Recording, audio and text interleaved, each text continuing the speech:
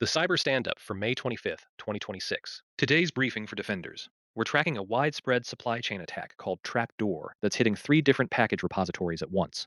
We'll also break down the new cross-platform, memory-only rat being deployed by the Lazarus Group against the financial sector.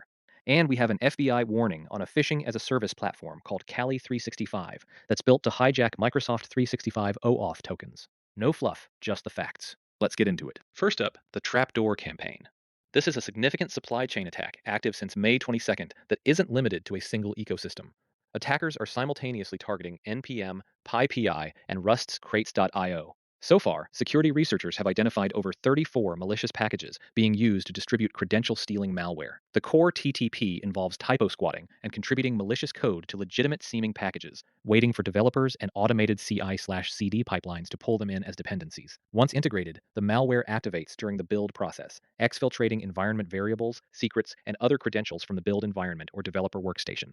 The cross-repository nature of this campaign is a critical development. It demonstrates a coordinated effort to poison multiple streams of the open-source software supply chain, maximizing the potential victim pool. For defenders, this means isolated audits of just your NPM or PyPI dependencies are no longer sufficient. You need a unified view of all third-party code entering your environment, regardless of the language or repository. We're moving on to our second major threat, a new tool from the Lazarus Group. The North Korean-linked APT is actively targeting financial and cryptocurrency firms with a new cross-platform, memory-only rat they're calling RemotePE. The most notable aspect of this malware is its focus on evasion. It operates entirely in memory, leaving minimal artifacts on disk for traditional antivirus or forensic tools to find. The attack chain relies on a two-stage loader process. The initial loader, DPAP loader, is responsible for decrypting and executing the second stage loader, called RemotePE loader. This second stage is what reaches out to the command and control server to fetch the final RemotePE rat payload. That payload is then injected directly into the memory of a legitimate process, giving the attackers full remote access to the compromised system. This is classic Lazarus, sophisticated, targeted, and built for stealth. The use of a fileless, memory-only payload is a clear indicator that they are actively working to bypass modern EDR solutions. Threat hunters in the financial sector need to be looking for signs of this loader chain and anomalous network behavior, as on-disk IOCs will be scarce. Our third major story is an FBI alert concerning a phishing-as-a-service platform called Kali 365.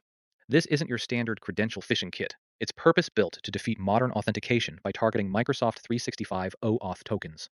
Traditional phishing grabs a password, which might be protected by MFA. Kali 365 bypasses this. The attack flow starts with a standard phishing email, but the link leads to a highly convincing M365 login portal controlled by the attacker. When the victim enters their credentials, the kit uses a man-in-the-middle technique to pass them to the legitimate Microsoft login service. The service then prompts for MFA, which the victim completes. The crucial step is next. The attacker's service requests OAuth consent for a malicious third-party application. To the user, it looks like a legitimate request to access their profile or read their email. Once they grant consent, the attacker's application receives a refresh token.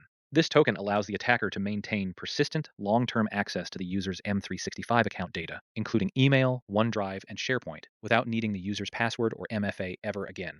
This highlights the industry-wide shift in TTPs towards abusing identity and cloud services directly. Now for our quick hits. First, threat actors are targeting Formula One fans with scams involving counterfeit merchandise and fake streaming services, according to the Diffidender Fan Threat Index.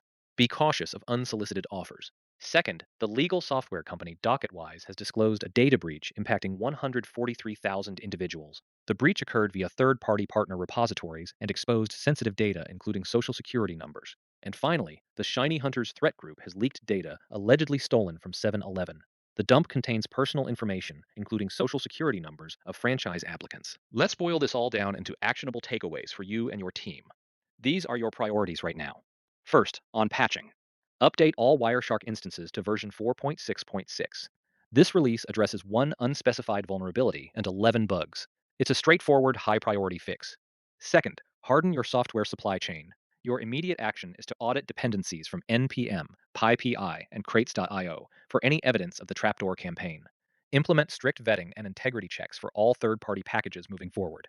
Third, for Microsoft 365 environments, review and harden your security configurations to defend against OAuth token hijacking.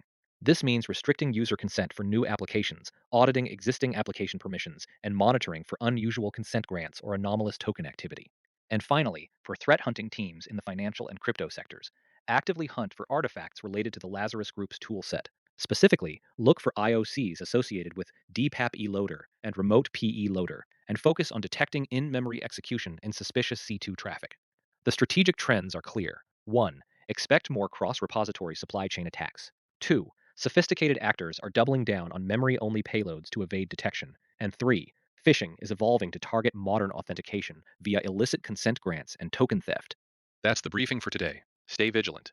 If this intelligence is valuable to your operations, subscribe for our daily updates. We'll be back tomorrow to cover the latest developments.